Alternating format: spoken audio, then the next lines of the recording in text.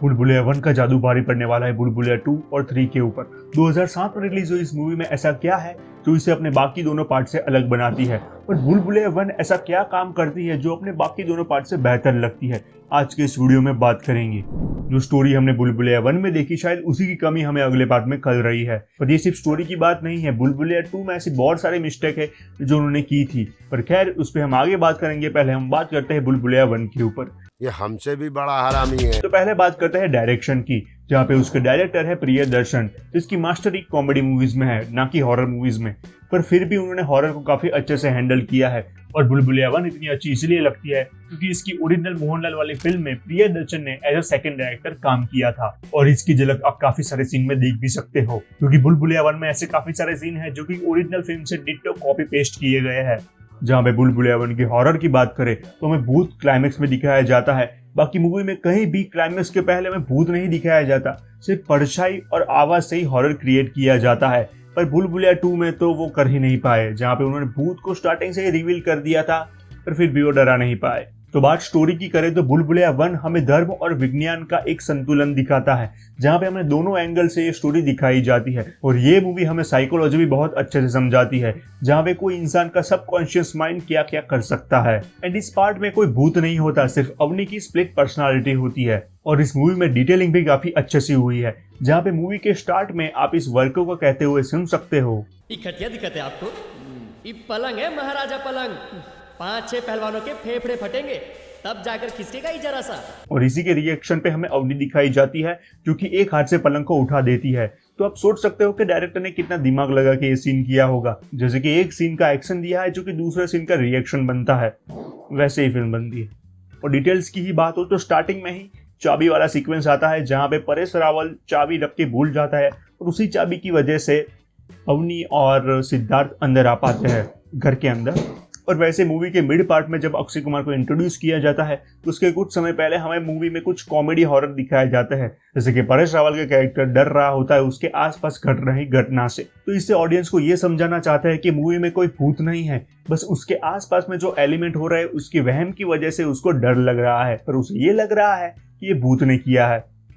समझ आ रही है बात? और भी मूवी में बहुत सारी डिटेलिंग है, अगर आप देखोगे तो आपको पता चलेगा, क्योंकि ये मूवी मैंने नहीं तो 15 से 20 बार देख ली होगी, टीवी पे ही कितनी बार देख ली है, इसलिए मुझे ये सब बातें डिटेल में पता है। और मूवी के डायरेक्टर प्रियदर्शन, जिसकी शायद ये पहली हॉरर मूवी होगी, पर इन्होंने काफी अच्छे से हैंडल किया है। और मेरा तो ये मानना है कि ये मूवी परफेक्ट एग्जांपल है कॉमेडी हॉरर का। एंड हाँ, आई नो कि ये मूवी ओरिजिनल नहीं है, पर फिर भी ये वन ऑफ द क्लासिक में से एक है।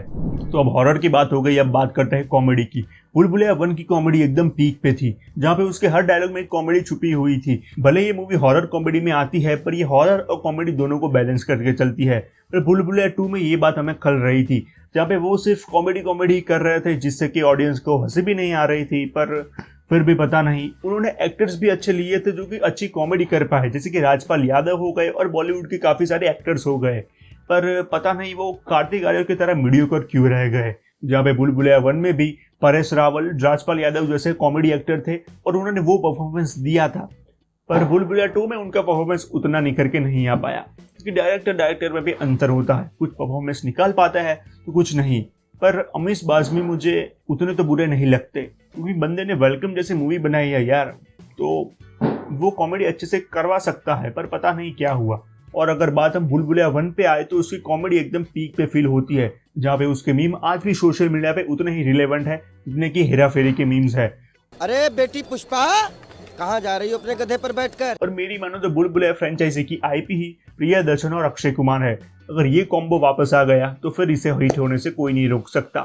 पर क्या करे, डायरेक्टर भी बदल दिया और मेन एक्टर भी बदल दिया, फिर तो ये होना ही था। पर हम आगे बात करते हैं बुलबुलिया 2 के ऊपर, कि उसमें ऐसा क्या था कि ऑडियंस को उतनी अच्छी नहीं लगी, या फिर लगी, मुझे नहीं पता, कि इस मूवी के बॉक्स ऑफिस कलेक्शन से तो नहीं लगता।